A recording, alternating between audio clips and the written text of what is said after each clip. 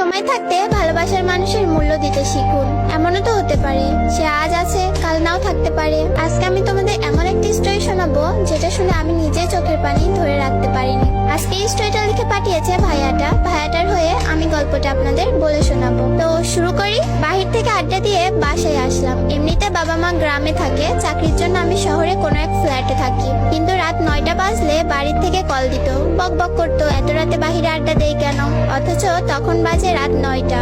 আসলে 9টা তেমন বেশি না, তবে পরিবারের কাছে একটা চিন্তার বিষয়। কি করে সে? যাই হোক, বাসায় ঢুকে ফ্রেশ হলাম, তখনই মোবাইলটা কেঁপে উঠলো। যে দেখি প্রিয় মানুষটার কলটা রিসিভ করলাম ভয়ে ভয়ে, কেননা একটু আগে তাকে রিক্সাতে উঠিয়ে দিয়েছি বাসার দিকে। আর এত জলদি কল রিসিভ করার পর সোজা বলে উঠলো, নিচে আয়, তাও তুই করে। আমি বলছি কেন?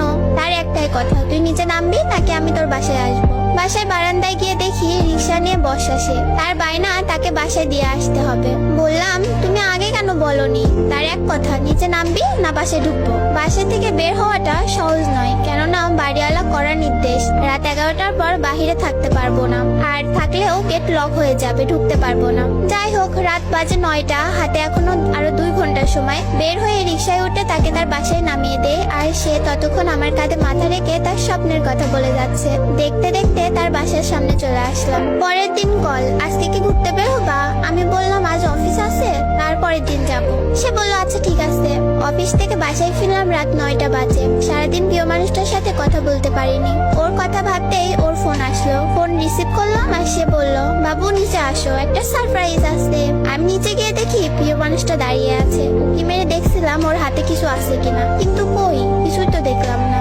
ভাবলাম পাগলিটা চুমু খাবার জন্য এসেছে, তাই ওকে চুমু খাবার জন্য ওর দিকে এগিয়ে যাচ্ছিলাম, কিন্তু আমাকে ধাক্কা দিয়ে পিছিয়ে গেল আর বলল এখন চুমু খেতে হবে না, রাতে অনেক খেতে পারবা। আমি বললাম রাতে অনেক খেতে পারবো মানে? সে বলল বান্ধবীর বাসায় থাকার কথা বলে এসেছে, আজ তোমার সাথে থাকবো।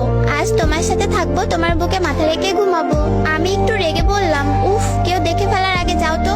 সে জেদ করতে লাগলো, আমি যাব না, সারারাত এখানেই দাঁড়িয়ে থাকবো। আমি বললাম তোমার যা ইচ্ছা তুমি তাই করো। আমি আমার রুমে চলে আসলাম। কিছুক্ষণ পর জানালার ফাঁক দিয়ে তাকিয়ে দেখলাম সে এখনো দাঁড়িয়ে আছে, মুখ গোমরা করে, আর কিছু বাজে ছেলেরা ওর দিকে এগিয়ে আসছিল। আমি নিচে গিয়ে ওর হাত ধরে টেনে নিজের রুমে নিয়ে আসলাম। এখন কি করি? বাড়িওয়ালা যদি জানতে পারে আমাকে সোজা বের করে দিবে, তাই ওকে লুকিয়ে রাখলাম। দুজন একসাথে ডিনার করে শুয়ে পড়লাম। পরের দিন ঘুম থেকে উঠে দেখি পাগলিটা আমার বুকে মাথা রেখে ঘুমিয়ে আছে। অনেক মিষ্টি দেখতে আর মায়াবী মুখ, কি আরামেই না ঘুমিয়ে আছে। না জানি কি স্বপ্ন দেখছে। আমি আলতো করে ওর চোখে মুখে আমার হাত বুলিয়ে দিচ্ছিলাম, আর সে আমার হাত ধরে ওর গালের সাথে চেপে ধরে রাখলো, যেন এটা ওর নিজের হাত। আমি হাত সরিয়ে নিতে চাইলাম, কিন্তু সে আরো শক্ত করে ধরে আছে, ছাড়ছেই না। এবার জোর করে হাতটা সরিয়ে নিলাম। তার ঘুম ভেঙে গেল। তাকে বললাম জলদি বাসা থেকে যেতে হবে, তোমাকে কেউ দেখে ফেলতে পারে। সে বলল আজ তো তোমার অফিস বন্ধ, তাই আজ সারাদিন তোমার সাথে কাটাবো, সারাদিন ঘুরবো, সন্ধ্যায় তুমি আমাকে বাসায় দিয়ে আসবা। আমি বললাম আচ্ছা, তুমি এখন বাসায় যাও, আমি একটু পরে গিয়ে তোমাকে নিয়ে আসবো। সে বাসায় চলে গেল। আমার কাছে কোনো টাকা নেই, এখন কি করি? তাকে নিয়ে সারাদিন ঘুরবো, যদি কিছু আবদার করে না দিয়ে তো পারবো না। আমি আমার বন্ধুর কাছ থেকে 1000 টাকা ধার করলাম। ওর বাসার সামনে গিয়ে ওকে ফোন করলাম। আজ একটু অন্যরকম করে সেজেছে সে, এর আগে কখনো এভাবে সাজেনি, তাই কিছুক্ষণ হা করে তাকিয়েছিলাম ওর দিকে। সে বলল কি দেখছো অমন করে? আমি বললাম আজ তোমাকে অনেক সুন্দর লাগছে, চোখ সরাতে পারছি না। সে মিষ্টি একটা হাসি দিয়েই বলল দেখতে হবে না, বউটা কার? আমাকে ছাড়া সে কিছুই বোঝে না। আমি সাথে থাকলে জানো ওর আর কিচ্ছু যায় না। সে আর আমি আজ অনেক জায়গায় ঘুরলাম, আর সে আজ মন খুলে সব বলতে লাগলো আমায়, যেন আজই আমাদের শেষ দেখা। ঘুরতে ঘুরতে বিকেল গড়িয়ে এলো। সে বলল এবার আমাকে পার্কে নিয়ে চলো। বিকেলবেলা ওকে নিয়ে পার্কে গেলাম। পার্কে সবাই জিএফকে দামি গিফট দিচ্ছে, কেউ কেউ দামি গাড়ি নিয়েও ঘুরতে এসেছে। এসব দেখে ভাবতে লাগলাম পাগলিটা না জানি আবার কি আবদার করে বসে, কিন্তু সে দামি গিফট চাইলো না। আমাকে বলল 10 টাকার বাদাম কিনে এনে দাও, দুজনে মিলে বাদাম খাবো আর গল্প করবো। সে আমার কাছে তেমন কিছুই আবদার করতো না, শুধু এতটুকুই বলতো আমি তোমার কাছে কিছুই চাই না, আমাকে শুধু একটু ভালোবাসো, তাহলে আমি অনেক খুশি। আমি বাদাম কিনে আনলাম। আমি বাদামের খোসা ছড়িয়ে তার হাতে দিচ্ছিলাম, আর সেও খুশি মনে বাদাম খাচ্ছিল।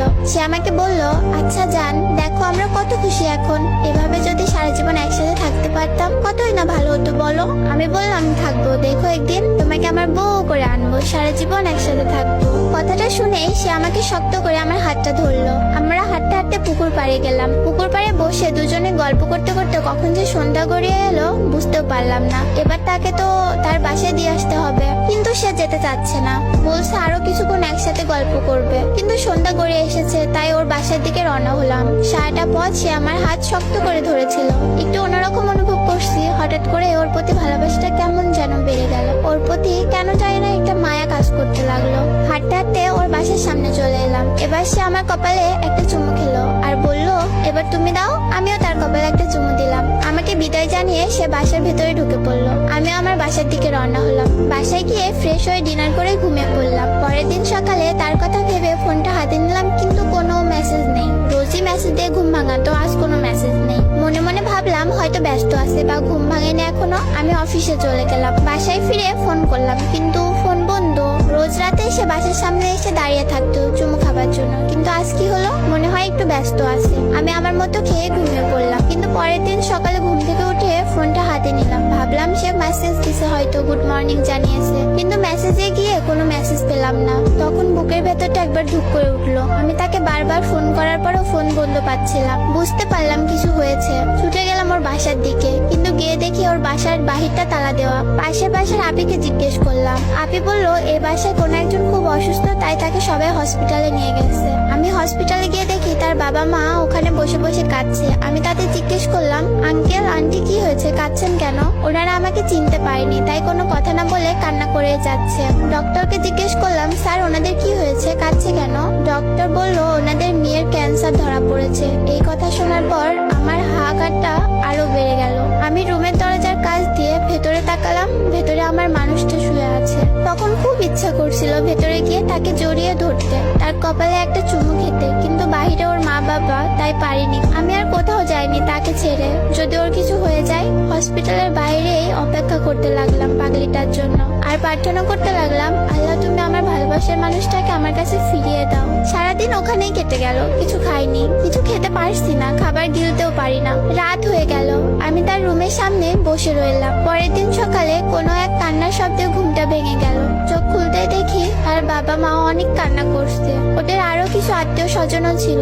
সবার কান্নাকাটি দেখে অনেক ভয় করছিল আমার। আস্তে আস্তে ওর রুমের দিকে এগিয়ে গেলাম। এবার দরজার ফাঁক দিয়ে ভেতরে তাকালাম। তাকিয়ে দেখি সে আর বেঁচে নেই, না ফেরার দেশে চলে গেছে। আমি কান্না করতে পারছি না, কি করবো বুঝতে পারছি না। বিশ্বাস করতে পারছি না যে প্রিয় মানুষটা আর বেঁচে নেই। তখন মনে হচ্ছিল কেউ আমার বুকের মধ্যে হাতুড়ি পিটাচ্ছে। সকাল 10টা বাজে, তার জানাজা হলো। সেদিন আমার সারাটা দিন কিভাবে কেটেছিল মনে নেই। এবার হাঁটতে শুরু করলাম। কোথায় যাচ্ছি নিজেও জানি না। বুকের বাঁ পাশে তীব্র ব্যথা করছে। ভিড়ের মধ্যে নিজেকে খুব একা মনে হচ্ছিল। মনে হচ্ছিল আমার জীবন থেকে অনেক বড় কিছু হারিয়ে ফেলেছি। হাঁটতে হাঁটতে পৌঁছে গেলাম পুকুর পাড়ে, যেখানে বসে রোজ আমি তার সাথে গল্প করতাম।